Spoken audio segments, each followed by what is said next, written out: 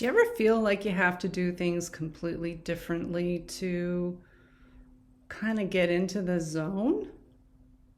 That's what I'm feeling like here today. So, welcome to August 2022 Messages from the Angels. I am Elvia Rowe, and I am so glad that you are here. And I have started this video 4 different times and realized that I just needed to come at it from a different angle. Sometimes that's all it takes. So speaking of different angles, I actually was going to use, actually I don't want to give it away because I might do it next month. Well, maybe a teaser. I was going to use nail polish as an inspiration because I love nail polish colors. They always not only do they inspire me, but just the names, I want that job. I want to name nail polish. But I was in Cambridge, Massachusetts, Harvard Square today, and I came across something that I just was so inspired by that I really want to use it for our messages from the angels. So what I discovered, not only was I walking around places that I hadn't been in a long time, since really pre-children, so 35 years-ish, but I went by the Cambridge Center for Adult Education, which is one of the premier, they're just like a gold standard of adult education. And I went through and I just started to get really inspired by the courses that they're offering. And it made me realize that, like we have done other times with messages from the angels using books, catalogs, that sort of thing, I'm going to invite you to choose number 1, 2, or 3. And then I'm going to turn to a certain page, just doing it like this, and use that for the reading. So if that's a little bit confusing, you'll know what I mean in just a minute. Without further ado, what's your number? 1, 2, 3.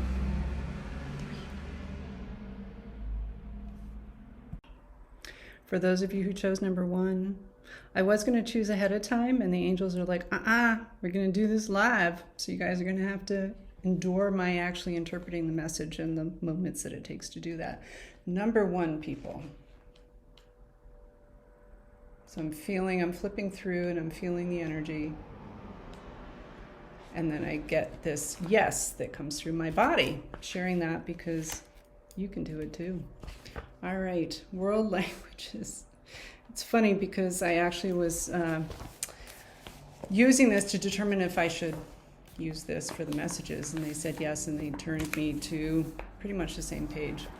World languages. What does this mean? Does it mean that you need to take Chinese or French or sign language or Portuguese? Maybe, but that's not what the message is. If that feels like a message for you, take it, own it, do it. But really what this is about expanding your horizon. If you chose number 1, you're living, I'm hearing living locally, which is obviously a really good thing because we need to be present in our bodies. We need to be conscious of our surroundings and responsible with our local community, in our local community. But this is about being aware of the global community. This is about being excited and inspired by cultures that are different from your own. This is about allowing I'm hearing the unexpected, sort of expecting the unexpected and bringing that into your consciousness. So for example, I'm asking the angels to give me a for example on this, and what I'm hearing is when you wake up in the morning, what is something that is outside of your routine that you can fold into your day? Something, maybe it is learning French, or maybe it's taking a class that you wouldn't necessarily, or maybe it's reading a book that you wouldn't necessarily, or maybe it's reaching out to someone, from another country that you haven't connected with in a while. Hearing that that's definitely one for at least a handful of you. So, this is about realizing the experience of expanded cultures is what I'm hearing, really bringing that into your front and center kind of awareness. I think so many of us can get caught in this sort of silo way of life where we just kind of move from one thing to the next without allowing a broader, more globally aware kind of experience. So I know that there are a bunch of different messages in this, and that's largely because you need to own the part of it that feels right to you. Because global awareness can mean a lot of different things, and I know that I just shared a bunch of different interpretations of this. You need to sit with the part of it that really touches your heart. So I'm just tuning in to hear if there's anything else, and they're saying nope, that be complete. So for those of you who chose number 2, let's see what's on deck for you. Okay. Music, dance. Well, that seems pretty obvious, doesn't it? For you number 2 people, this is about really tapping into your creative side in this expressive kind of way, playing an instrument, dancing, allowing, dancing always requires some form of music, at least most of the time. I guess you could dance without music, but it's kind of why we move, isn't it? So this is about bringing music into your life, bringing joy into your life. Not just joy, actually, I'm hearing. It's about, because there's music. There's one particular song that, I played at my mother's memorial service, and it just brings me to tears every time I hear it. So music really helps us to express emotions that are already there. And I think that's actually the nugget that feels like it just went like right there. That's it. Using music to help you tap into emotions that are already there and are really, really wanting to be expressed. And sharing this because I want you guys to really understand this experience and how it may happen for you is like I'm just feeling this jolt of energy as I say that, so which tells me that this is the core of the message. Using music to tap into the emotions that are wanting to be not just noticed, but expressed, experienced. That's the word I'm looking for, experienced. Yeah. So I know that's kind of a short one, but that's actually feeling complete. So we'll go with it. And finally, for number 3, folks, let's see what's there for you. It'd be so funny if the same page came up, huh? Nope. Humanities. History. Filmmaking. Space exploration. Midterm elections. Yeah. Boston history told through places of worship. That sounds really interesting. Wow, that's really interesting. Boston's history told through places of worship. So that right there strikes me as thinking differently. Like I never would have thought of putting those things together. Boston's history told through places of worship. And yet it makes so much sense, right? Because of course places of worship have evolved through the story of what is Boston. So white rage and white fragility. This is under the category of history and contemporary issues. So let me tune in because there's a lot of different things here, and I just want to make sure that I'm getting the right message for you.